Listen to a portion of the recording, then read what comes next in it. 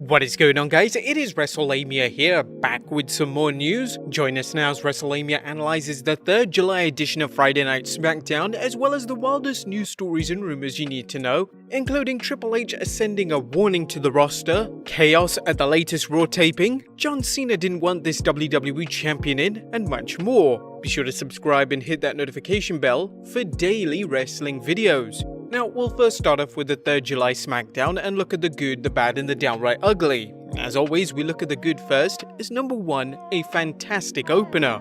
A Matt Riddle vs John Morrison match is nearly guaranteed success, and both men over-delivered last night, putting on a fantastic match that incorporated the growing rivalry between King Corbin and the original bro Matt Riddle, while keeping the attention largely on a match that was nothing short of brilliant.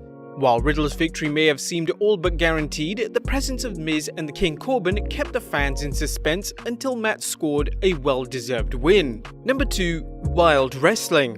Last night's SmackDown was largely about the wrestling, with one painful exception, with 2 long and entertaining matches, that being Matt Riddle vs Morrison and AJ vs Drew Gulak, as well as other good bouts. Every match furthered the storyline and showcased the incredible talent the Blue brand has. Kudos to everyone who wrestled last night, as they showed just how good the WWE's in-ring product can be.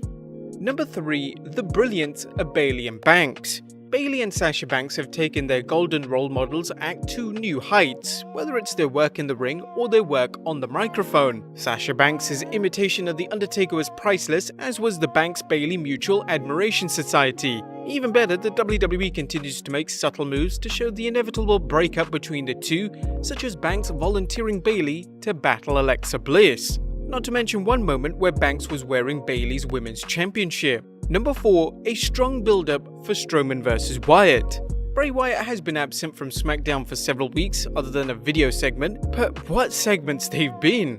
While Bray enjoys some quality time with his newborn child, the WWE has done a tremendous job continuing the build-up for Extreme Rules Swamp Match, which rumor has it will be a cinematic match filled with various stunts and special effects. And number 5. Building up underdogs. While Nikki Cross and the team of Shinsuke Nakamura and Cesaro are talented, it's difficult to take them as legitimate contenders for the SmackDown Women's Championship and SmackDown Tag Team Championship respectively speaking. Nevertheless, credit to the WWE's writers for making these underdogs look like they have the potential to steal a win and championship gold. If you can get the fans to think a title will change hands, it's a good start in making a title match memorable and something to look forward to. Also, Big E is just still a treasure in the WWE. From rolling down the ramp during his entrance, to catapulting his jacket at Corey Graves now, he's just brilliant, he's just an all-rounder, and we really hope WWE has a big singles run planned for him sometime in the future. Now, you'll be surprised to know, there's nothing bad about this SmackDown, as it was a solid show from start, well, at least until the show's last segment, a painful reminder of how bad the WWE can still get, as in the downright ugly, rubbing Jeff Hardy's face in his painful past. While segments take advantage of wrestlers' personal problems are nothing new in the WWE, they seem to be doing its best to take the Jeff Hardy storyline to new lows. It's already been established that Sheamus is a complete jerk when it comes to bringing up Jeff's past battles with personal demons as well as DUIs, so why the need to take yet another trip down memory lane? This time with a tasteless segment involving Sheamus toasting Jeff while a fully stocked bar is set up in the ring. As crude and tasteless as this segment was, it did nothing to further the Sheamus vs Hardy feud and was a stupid finish to an otherwise enjoyable show. But that was the good, bad, and the downright ugly of SmackDown. Let us know what you think in the comments down below. But let's now move on to the news. Hit the intro.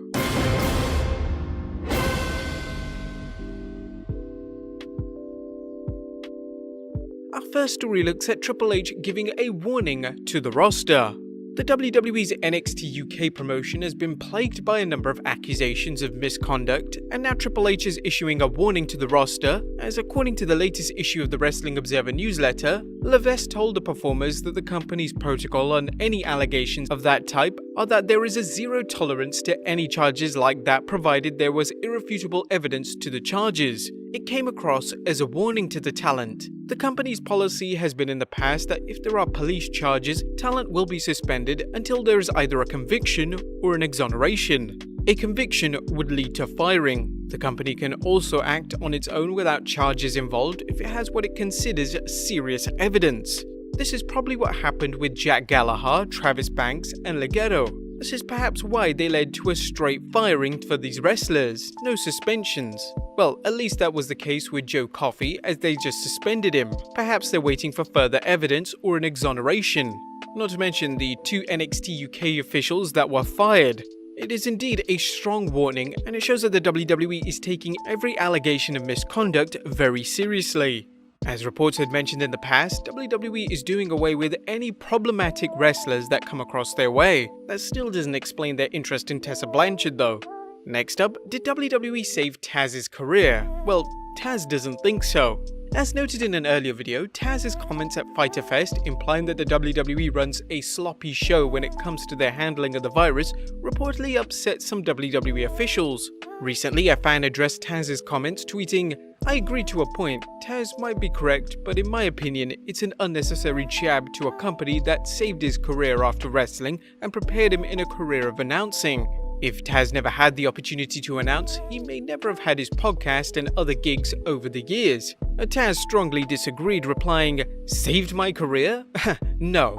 They gave me an opportunity which I appreciated and accepted, but you need to understand that's a two-way street. I was supplying them with a need and providing my services. They did that to capitalize on dollar investment in me, and they needed a new fresh voice." You can be certain that Taz isn't going to hold back when it comes to voicing his opinion, but what do you think of his comments? Let us know in the comments down below. Next up, the WWE's strict mask policy. With the WWE coming under fire for its handling of protecting its wrestlers and workers from the ongoing health pandemic, the WWE has implemented a new policy regarding the wearing of masks. According to the Wrestling Observer Figure 4 Online, PW Insider's Mike Johnson reported Friday that the WWE is instituting a mask policy with fines attached for those not in compliance, effective immediately. The report, also confirmed by our Dave Meltzer, said that any roster member or staffer working the television tapings must wear a protective mask at all times unless they are on camera. Those that are caught in non-compliance can get a $500 fine for the first offense and a $1,000 fine for a second offense. With the WWE dealing with an outbreak of virus cases, the mask policy may seem a bit too late to some critics. However, at least they are doing something about it now. Next up, chaos at the latest Raw taping. The WWE has been experiencing considerable chaos, whether it's its testing being done to get the promotion's virus outbreak under control, or its scrambles to produce content that fans actually want to watch. Recently, Ringside News provided some insight into the complete shit show that was the Raw tapings on the 3rd July. We exclusively reported earlier today that the writing process is falling apart backstage in WWE. Vince McMahon hadn't approved the second Raw script despite having all wrestlers' assignments for days. Ringside News has learned that Vince McMahon just approved the script for the second Raw show at around 1 PM Eastern Time today. This put them in a major crunch for time. It was additionally told by us by a source backstage that they just finished it, but producers still don't have full details on some key segments. Things aren't running smoothly backstage in WWE right now. This isn't the first time McMahon has approved scripts at the last minute. In the past, some scripts have been finished while the show was ongoing. Nonetheless, it's a bad sign, as it's arguable Vince is micromanaging more than ever as he tries to find a formula to boost Raw's ratings. McMahon reportedly also left Raw before the show finished taping. Is Vince getting frustrated again? Well, we kinda should, as Raw's ratings have gone down again after a brief uptick following the departure of Paul Heyman. Next up, Arn Anderson claims John Cena didn't want these top wrestlers coming into WWE.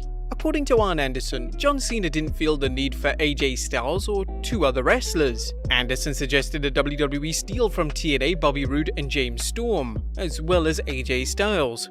But during his podcast, The Arn Show, AA remembered talking with Cena and pointing out it would really beef up the company if we went out and stole Bobby Roode, AJ Styles, and the Cowboy James Storm. If you brought those 3 guys in, it would give you a whole plethora of new opponents. It would give you a lot of guys new opponents. John looked at me and said, "We've got NXT, we make our own stars."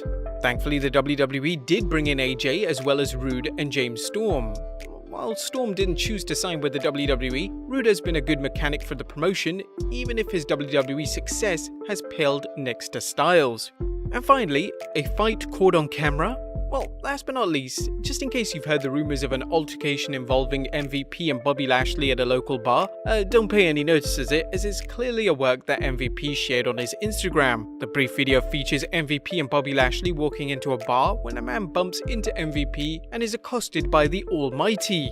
It's funny, but just another example of WWE working the fans through social media. But there you have it, guys, the wildest news stories and rumors you need to know, as well as our review of the 3rd July Smackdown. Be sure to leave your comments down below, subscribe if you haven't already, follow us on Instagram and Twitter, and I'll see you next time with some more wrestling content.